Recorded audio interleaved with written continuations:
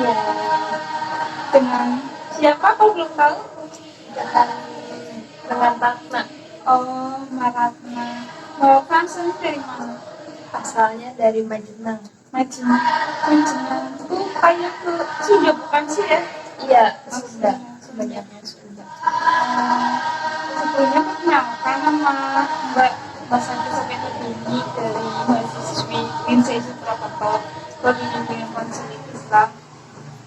Di sini Mbak apa namanya sedang semester 6 ya, lagi menjalankan semester 6 mau semester 7. Doain semoga besok KKI-nya lancar, semoga dimudahkan. Sama-sama mendoakan. Iya.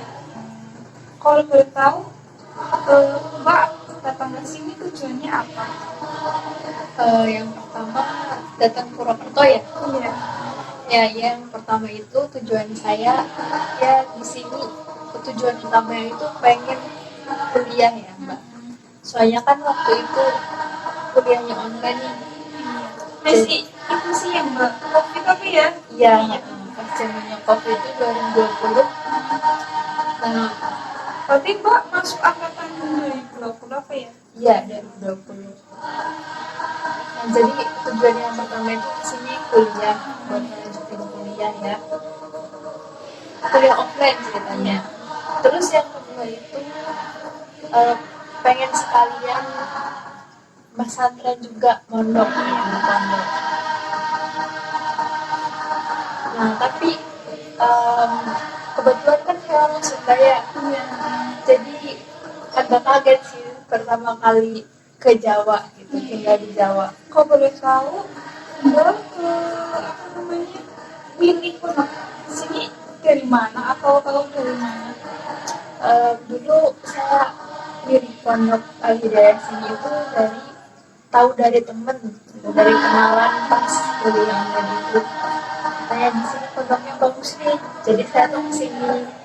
Terus ya setelah dilihat-lihat juga ternyata ya bagus, belajar kitabnya seperti itu. Teman-temannya emang paling di sini apa emang gimana? Apa namanya pernah mondok di sini? Iya pernah mondok di sini, cuman dia udah keluar duluan. Tapi itu ya belum uyahnya boyong orang udah boyong duluan. Ya. Sebelumnya Mbak Ratna ya namanya Mbak Ratna. Sebelumnya udah pernah mondok? Untuk sebelumnya belum pernah sih, baru pertama kali ini. Oke. Kan tadi pertama katanya datang ke sini kaget ya ke daerah Jawa. Tapi di Majenang tuh gak daerah Jawa ya semuanya itu kayak Sunda. Apa ada campuran Jawa? Nah, kalau di Majenang sendiri itu ada dua bahasa sih, Mbak. Kalau yang di kotanya itu Jawa, emang Jawa, benar-benar Jawa gitu. Cuman kalau yang saya kebetulan rumahnya itu di daerah Sunda. Berarti bagian apa tengah atau masih ke Sunda banyaknya? Majenang banyaknya sih, kalau yang perkotaan itu rata-rata Sunda, di Jawa semua. Tapi kalau udah ke gunung itu Sunda biasanya bahasanya. Berarti Mbak gunung ya? Iya. Ya, emang kalau boleh tahu ya, ini kan karena banyak tapi pakai daerah anak Jawaan. Nah, itu juga belum pernah ada juga. Nah, kalau boleh tahu paketnya tuh dalam hal apa? Nah, untuk yang pertama itu saya tuh kaget dari bahasanya sendiri. Karena kan kalau di pondok itu biasanya pakai bahasa Jawa yang halus ya. Iya, Romo kayak. Ya, jadi saya itu kurang memahami ya. Jadi kalau misalkan dari guru-guru yang ngajar saat ngaji itu kan biasanya ngomongnya pakai bahasa Jawa halus. Jadi saya bingung, nggak bisa paham apa sih ini jelasin apa gitu. Kemudian yang kedua dari makanan sih. Nah, kalau dari makanan sendiri itu contohnya aja nasi. Nah kalau di Sunda itu biasanya nasinya itu keras loh mbak. Berarti di Sunda itu kayak apa sih ya bahasanya? Kalau bahasa Jawanya itu kayak kata apa ya? Ya. Nah kalau di Jawa itu pertama kali tuh kadang kok nasinya itu kayak udah mau Kayak jadi bubur ya. Jadi kaget juga sih di situ, kurang biasa mungkin dari lidahnya sendiri kurang terbiasa. Kemudian kayak apa ya? Kalau rasa makanannya itu rata-rata manis ya. Emang kalau boleh tahu Sunda apa gimana mbak? Kalau Sunda biasanya pedas sih, banyaknya pedas. Cuman ada juga sih yang manis. Terus kadang asin banget juga kayak gitu. Berarti Sunda kan pada sukanya manis ya.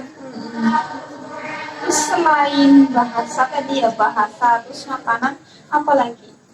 Atau masalah pertemanan atau masalah komunikasi udah ikutnya ke bahasa ya, kayak pertemanan atau cara adat gimana beda sama Sunda bisa mempengaruhi juga ada gimana? Kalau pertemanan ya mungkin kalau di Jawa sama Sunda sama ya.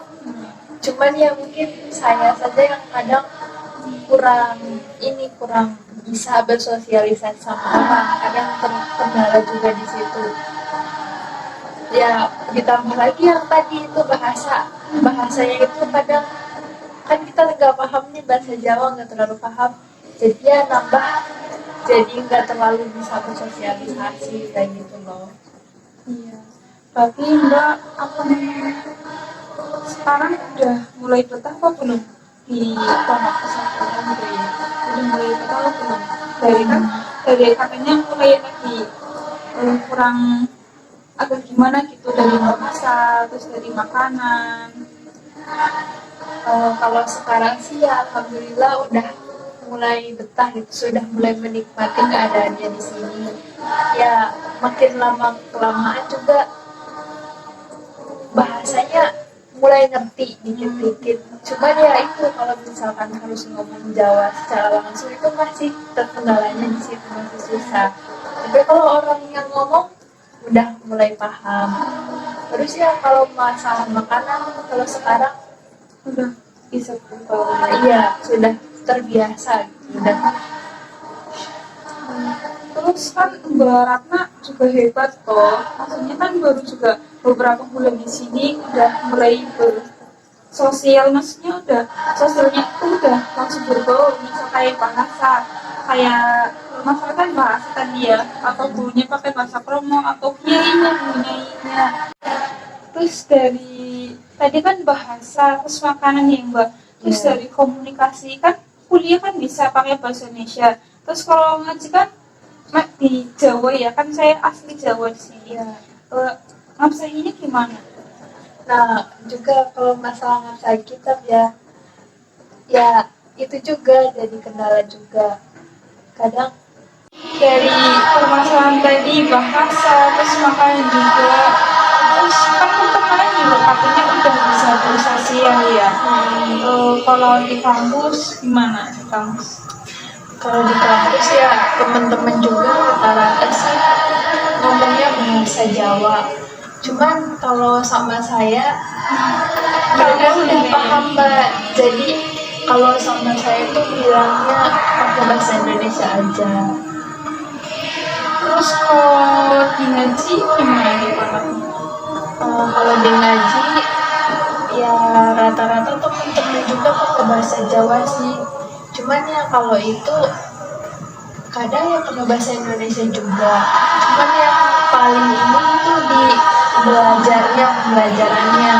Kan kalau di pondok itu nggak bisa ya pakai bahasa Jawa. Pegon. Iya betul.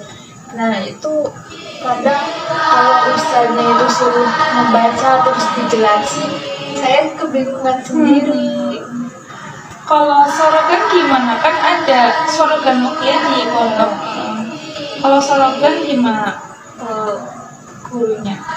Terus biasanya ya kalau suruh baca gitu ngertiin, saya sepahami saya aja disebutin gitu, walaupun yang nggak benar kadang, tapi ustaznya juga paham gitu. Terus Mbak Ratna, yang selain itu semua gimana yang sekarang dirasain, yang masih ada ganjel atau yang bikin Mbak berduka atau menjadi masalah? Kalau sekarang yang bikin berdekat kayaknya kadang-kadang sih ada, cuman sekarang udah terlalu, soalnya kalau bulan puasa sudah mulai ini berbau ya, dengan teman-teman juga ya, itu paling sama teman-teman kadang-kadang ya, namanya orang lah ya kayak gitu biasanya. Kan tadi dari sesi konseling hari ini Mbak Santi mau menyimpulkan bahwasanya permasalahan dari bahasa, dari makanan, pertemanan, terus juga udah mulai adaptasi dari Mbak sendiri. Iya. Berarti kesimpulan dari ini tuh Mbak udah mulai bersosialisasi, udah ada perkembangan dari, terus juga ada dukungan dari orang tua juga kan. Ya, ada. Terus dari Mbak sendiri mengikuti sesi konseling hari ini, kesan-kesannya apa?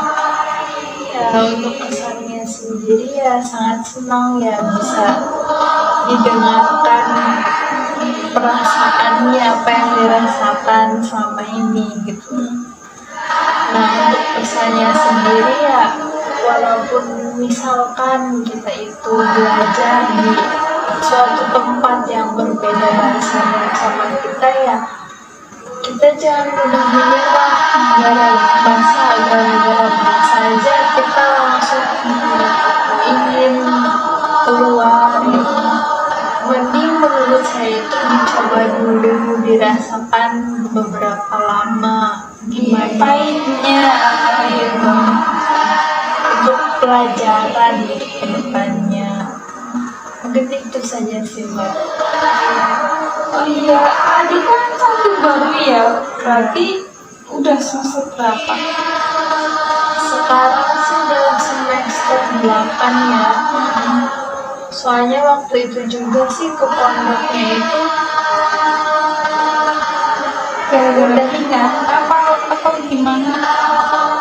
kan kepotong sama kuliah online, jadi kesininya telat sih. Semoga Mbak dimudahkan skripsinya, terus juga bisa sukses selalu nanti ujiannya. Berarti Mbak nanti pulangnya gimana? Sendirian? Iya,